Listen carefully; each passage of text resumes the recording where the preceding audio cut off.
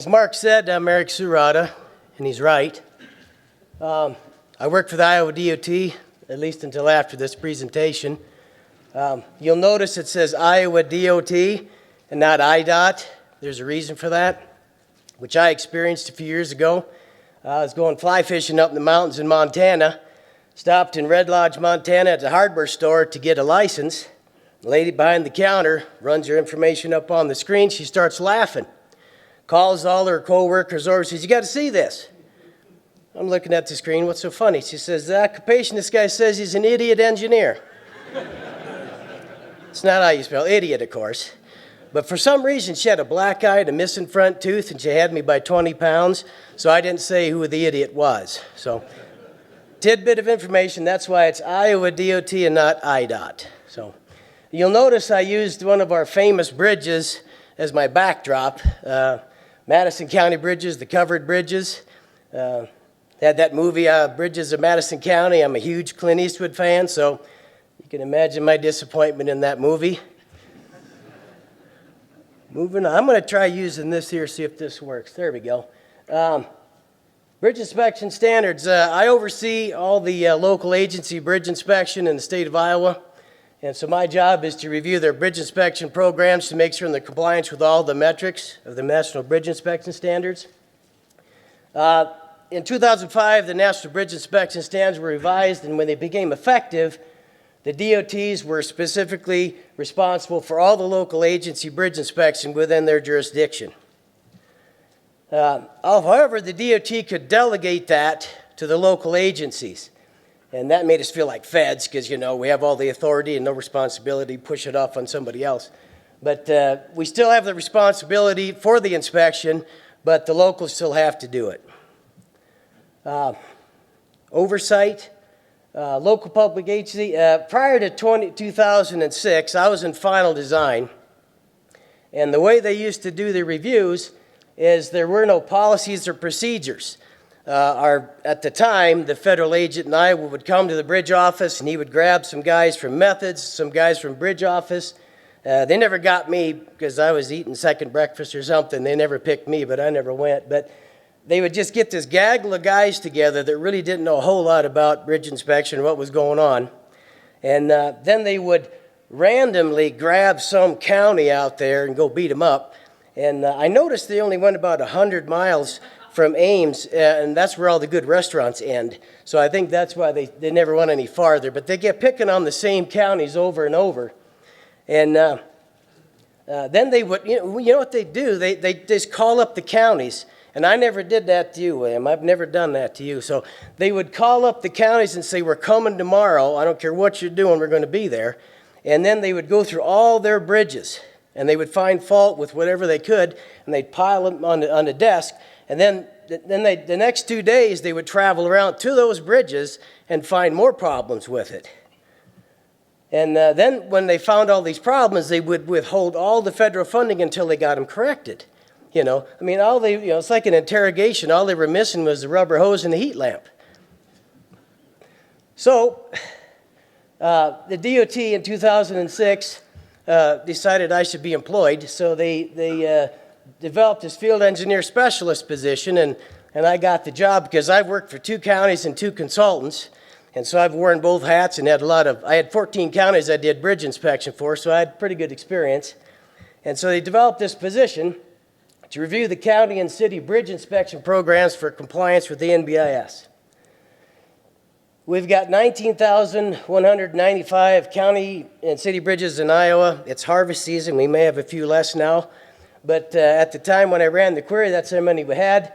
We've got 352 county and city bridge inspection programs because we've got 99 counties and 252 local cities that have bridges. So that's 352 bridge inspection independent programs that I have to review. And I'm the chief cook and bottle washer, so I do it all myself. I don't have a team. In 2007, I reviewed some locals for a year, and it became painfully clear to me that we did a poor job as a state agency of telling the local agencies what they had to do, what they were supposed to do. We didn't really explain the National Bridge Inspection Standards, so I got this group of people together, Fed, state, and we traveled around to all 6 districts, and we held seminars, which were extremely hostile, and explained to them what they needed to do. When we were at those seminars, we would say, well, here's what the National Bridge Inspection Standards say. This is what you need to do.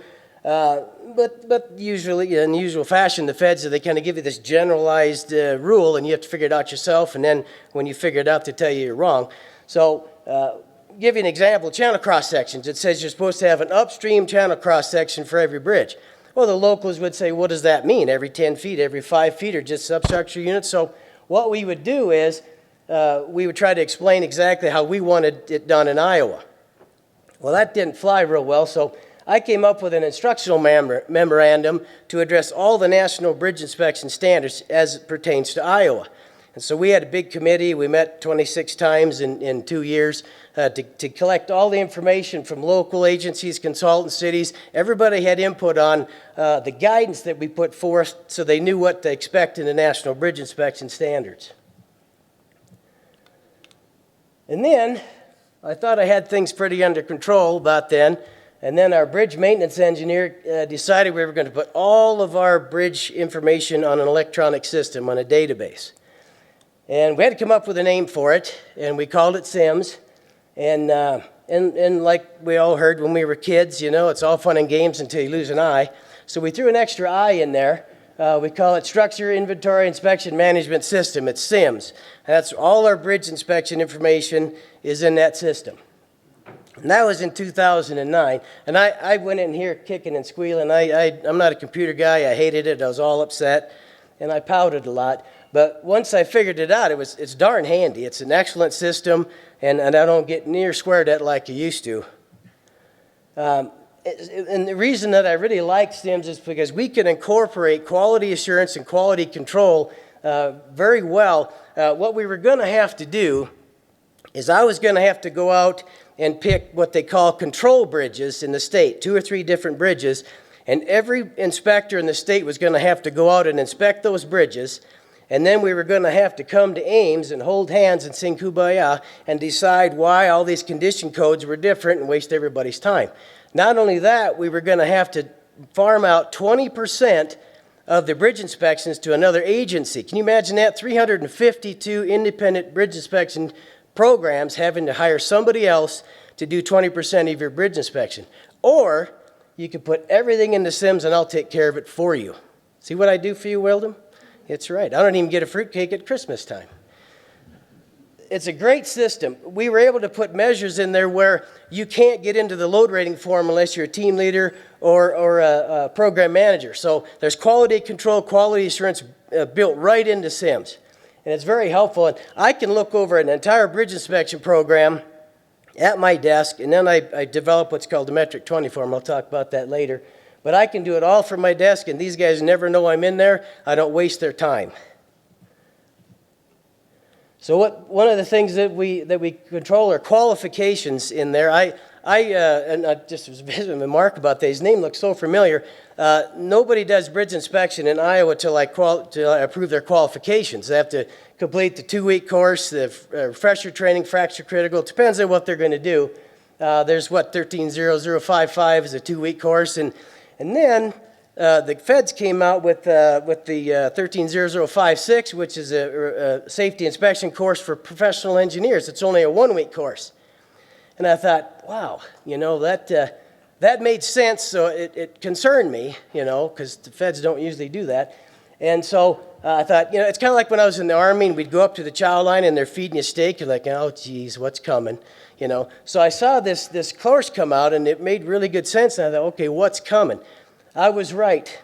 In 2010, I developed a grandfather policy. There were guys that had taught the NHI courses and the bridge inspection courses that didn't take the 2-week course back in the day. I grandfathered them in as long as they took the refresher training course. Well, the feds blew that away, and so all of our veteran guys, the most experienced engineers in our state, decided to heck with this, and they started. So the feds, with their infinite wisdom, pushed out our best guys. I knew it was coming. It's like steak in the Army. But it's still a good course. I'm glad they don't make professional engineers go out for 2 weeks. but I knew something was coming when it made sense. Inspection frequency, that's another benefit of SIMS. We have automated notifications anytime that the I-90 date or the inspection date doesn't match the frequency. They get an automated notification that their bridges are late for inspection, and that's extremely helpful. Load ratings, every load rating, they have to have all their load ratings uploaded in SIMS so that we can match the rating method and the load ratings. We match their calculations. I've got a load rating department that helps me with that because they're much smarter than I am. Field inspections, we have a field data collection form that's kind of a pseudo element inspection form. That's all uploaded in SIMS for review. We review the condition codes. Critical findings. We have a standard form in SIMS for critical findings. Partial or complete failure of a bridge is a critical finding, but we've provided guidance in the IM so that every county engineer and consultant understands what a critical finding is so they know when to fill it out. Bridge files, that would be your plans, soil borings, any kind of miscellaneous information. Channel cross-sections, I talked about that. And then scour and unknown foundations, if they have to analyze all their bridges for scour and unknown foundations. And then underwater inspections, whether it's wading or diving. And then the feds got involved. February 1st, 2011, the federal government introduced or implemented the 23 metrics governing the requirements of the NBIS. And to this day, I don't really know what a metric is. I have a theory, though. And I know you want to know what it is. Back in the day when I was doing bridge design and final design in the 1990s, not 1890s, they made us design bridges in metric and English. And as fun as that was, I was really happy when they rescinded that because they got so much pushback. My theory is they just needed to get metric in there somewhere, and when they couldn't get it in on the design side, they stuck it in on the inspection side. So I think that's why they're using the word metric. But there's 23 of them. And then the metric compliance status, you've got your 100% compliance. Substantial is 85% compliant. And then conditional compliance this is the one I like the most because I've come up with a plan of corrective action, a PCA. And if they are in noncompliance, they can submit a plan of corrective action and put a timeline on it that I get approved by the feds. And then they're in conditional compliance until that timeline, so they never out of compliance. So that's been a real good tool for us. And then, of course, non-compliance, then you're dead in the water. The bridge record, that was kind of a controversy at first because everybody had all their bridge files hard copy. And I'm a hard copy guy. I like the paper copy, so I sympathized with them. So we had to come up with a compromise. I'll put it up in here. We had our stuff in SIMS that we required, but the AASHTO manual for bridge evaluation, they've got components of a bridge document that they wanted to have in there too. So our bridge records in SIMS, the official bridge record is a combination of what's in the hard copy and what's in SIMS, and we've got it in our instructional memorandum to determine what that is. In our electronic form, we got the structure, inventory, and appraisal form. Whenever the public wants to see information on our bridges, that's what they get, the SINA form. It's a summary of all of our information for that bridge. It has everything in there, but it really tells them nothing unless you know what it's about, and that's fine with me. Bridge data forms, that would be your field data collection form, your bridge inspection stuff. Photographs, we require a road view, side view, and an under view, and any photographs of anything that's condition code 4 or less. And people do a good job with that. You don't have to upload new photographs with each inspection, but I always encourage my inspectors to do that because it's cheap insurance. It doesn't cost anything. You can upload quickly. Photographs worth 1,000 words. Bridge plans. Any repair plans or bridge plans, since 2012, every DOT letting after 2012, they provide electronic plans, so there's no reason not to have it in SIMS. Prior to that, we don't make them scan those giant plans in there, but it's nice when they do. Load rating calculations, they have to provide load rating calculations to support any postings or ratings. And this one right here, I should have quit the DOT when I came up with this on a high note like George Costanza. But I was in the instructional memorandum committee when we hit this little roadblock here with load ratings, and our federal agent at the time insisted that every time you do a bridge inspection, you had to rate the bridge. You know, that's fine if you have the money to do it, but it was a financial killer for the county. So in those meetings, I had to referee. I had to throw the yellow flag a bunch of times and take a bunch of breaks because, you know, the counties and the consultants were just livid. There were little bulges in their veins, and they were swearing at each other. And so I had to take some breaks, and I kept listening to the Fed say, we need them rated, we need them rated. What if they need to be rated, they're not rated? And I understood that. But on the other side of the table, how are you going to pay for it? If the condition didn't change, why are you rating it? I kept hearing this, and then I came up with the only idea I've ever had. And I thought, why not come up with a load rating evaluation form that determines the condition of the bridge, and if it didn't change from the last time, there's no reason to re-rate it. Man, everybody was all happy, you know, and Christmas rolled around, I didn't even get a fruitcake. You know, I saved the locals hundreds of thousands of dollars, and just they didn't care. But that was my shining moment right there, and I should have quit. Channel cross sections, we require them to provide not just the upstream channel cross section, we require, if anybody can tell me what the word thalweg is, I'd appreciate it. But I know it's that little low spot, but where'd that come from? But anyway, we do the top of bank, toe bank, thalweg, and any substructure units. That's what we require. And now we like to have soil borings in there if we can, and also bottom of footing elevations and pile tip elevations, because without that, the cross-section doesn't mean a whole lot. We had one county engineer, which I was very impressed with. He did channel cross-sections every inspection, and then he would track the channel change, so when he replaced the bridge, he would estimate where it's going to be in the middle of its life, and sure enough, in the middle of that bridge's life, the channel would move right into the middle of his bridge. I thought that was a pretty good idea. What do we got here? Oh, scour evaluations. We have level A scour where you fill out this worksheet. If you have less than 35 points, it's scour stable. Over that, it's scour susceptible. And then we went to, in 1998, we developed a flow chart, a little more conservative flow chart, where if you went through the flow chart, it might shake out as not scour critical, scour stable. And then we have level C, where you got to do hydraulic engineer circular 18, HEC 18, to figure out where the scour depths are. If you've designed the bridge and you've got the hydraulic data on your plans, we already done the analysis. You can code it as C for analysis C, and it's 8 for stable, as long as you upload the plans. And then plans of action. If you have a scour critical bridge, we require a plan of action, because what we were seeing was, well, for example, and I won't call anybody out, we had just one county, and they meant well, but they put in there as a trigger mechanism for closing the bridge overtopping of roadway, and based on the roadway elevation, it'd take a 1 million year flood. It was never going to overtop. And they didn't specify who was supposed to close the bridge down when the flood occurred. And so the flood occurred, and they didn't close the bridge down, and the sweet old lady did a Dukes of Hazzard right in the creek, and big lawsuit, and I'm so glad they did not ask me to go up on the stand, because I'd have had to fry that county engineer and the consultant. They'd be feeding chicken somewhere. So I always encourage my people to have a darn good plan of action, when you're going to close that down, what the trigger mechanism has to close it down, and don't use a person's name, because when they retire, your POA is void. Use the position, not the name. Underwater inspections. In Iowa, we have all kinds of these timber structures and shorter structures that don't require diving.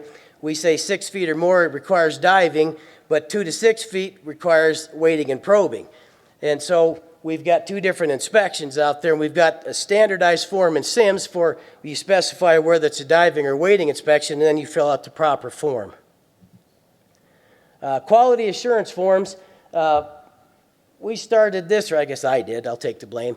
I require people to, every 4 years, every inspector out there has to have another agency or another qualified inspector travel with them and inspect 10 bridges to see if there's any differences in conditions. So codes, it's kind of a quality assurance program. And then they submit those 10 forms into me, and they've completed their QA review, and that's every 4 years.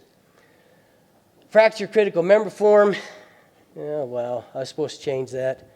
You know, in a sensitive world we live in, we can't say fracture critical. What the heck is it? It's a non-redundant tension something something. Anyway, we can't use that because it's hurtful or something. I think the color yellow makes them sad too. But we got to change that to the whatever that is. But anyway, fracture critical member forms, any fracture critical bridge, they have to fill out that form. It's very useful. When they go out to do an inspection, they take that with them, and it takes into account all of the fracture critical joints for inspection and their condition. So that was very useful.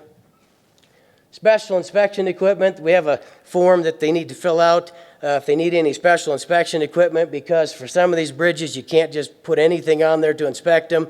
They have load limits. A lot of the old trusses are posted. So we have a list of special inspection equipment they need, not only for them, but when they replace their inspectors, then they know what they're supposed to have. Oh, this is up to me. So the way I do this review business, the local oversight is, I go in Iowa. The average county has around 200 bridges on average, and they usually do half the county one year and half the county the next. So we're down to 100 bridges, and so what I do is I query all their bridge types: slabs, pre-stressed, steel, and I figure out what their predominant amount of bridges are. What do they have the most of? And I pick from those to decide which ones I'm going to go inspect and review as a representative sample of the entire county. So my representative sample, for some reason, the federal government loves 10%. They just love that 10% quantity. So being as smart as I am, 100 bridges, 10% would be 10 bridges. So what I do is I pluck 10 bridges out of their sample, and that's what I review for the whole county, and I use that to represent all of them. And I know you got all the metrics memorized. There's 23 of them, but metric 20 is quality assurance, quality control, and I'm required to go out and grab this sample and look through it with a fine-tooth comb, check the load ratings, condition codes, postings, everything.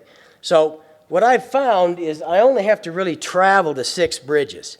Because after I hit 6 bridges, I've hit probably 80–90% of their bridges as a sample, but I need 10, so what I'll do is I'll grab some outliers that I don't travel to and just do records reviews of those to get my 10% sample. And our Fed guy in Iowa is fantastic. He's a great guy. Came in 2012, so he works really well with me, and he likes that, and so that's how I get my sample. And then I come up with a 23 metric review form. You got 23 metrics and you've got all these compliances. Well, what data do you have to collect to determine what's compliant, what's non-compliant? That was a real pain.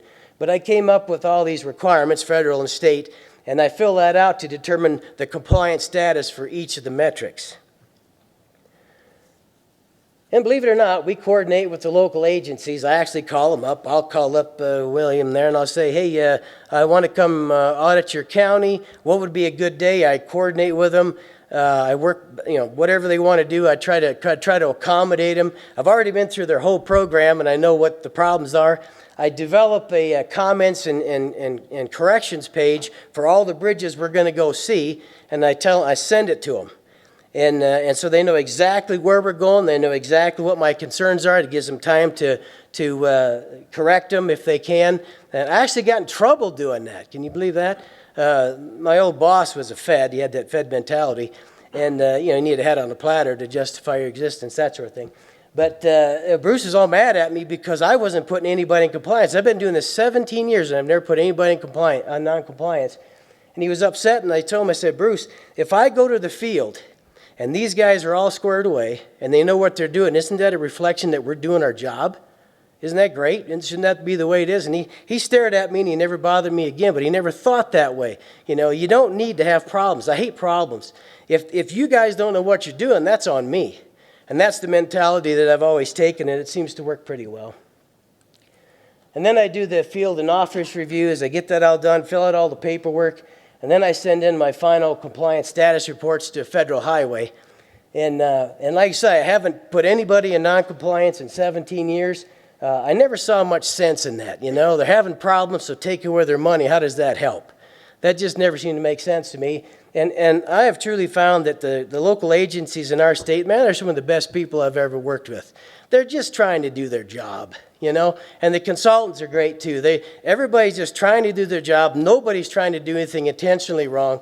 And I work with them, man, they bend over backwards to help me, and we work well together. I got a great federal division engineer. He works with us. Chris has got my back, and I've got all the locals' backs, and the atmosphere in Iowa is way better than it was 10, 15 years ago. When I went out to start doing my audits, jeepers, those guys were mad. And I heard stuff called to me I hadn't heard in the military. I mean, they were upset because of the way they were treated, and now the whole atmosphere is different. The feds and the state and the locals are all working together, and I really like it. It's a great atmosphere.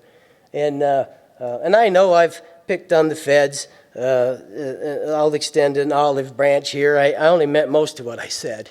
So in conclusion, quick, fast, and in a hurry, 2005, the National Bridge Inspection Standards were revised, and they decided to employ me. So I took the field engineer job, and then we went around, trained everybody. That's key, because if they don't know what to do, how are they supposed to do it?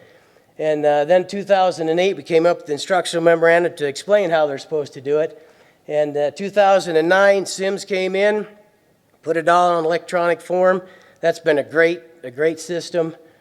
And then 2011, the feds got involved with their metric, and they're happy now. And that's it. Did I go over? I didn't even look at the clock. Oh, that's it. Oh, questions? Uh-oh. Oh, man. Okay, go ahead. Jeez, here we go. Don't ask me anything about SIMS, please. No. If you've never put anybody in non-compliance, have all the local agencies gotten their bridge inspections done in a timely manner for your 15 years? Yep. Every time I go to audit a local agency, the first thing I do is check the automated notifications, which is metric 23, to make sure they didn't have any late notifications. Yeah. On occasion, I'll see one that did, and I'll call them up and I'll say, what's the deal with this? And they'll say, oh man, we got that down. We forgot to update the data. I have never had a problem with that. Those guys get on it and they do a good job. Plus, we send out automated notifications constantly so they police it up. It's not a get you type thing. We're trying to give them heads up on it. So I have not had trouble with that. Well, you're doing a lot better than Illinois is. And the reason I asked not to ask me questions about SIMS is it's a great program. But I flew helicopters for the Army for 10 years.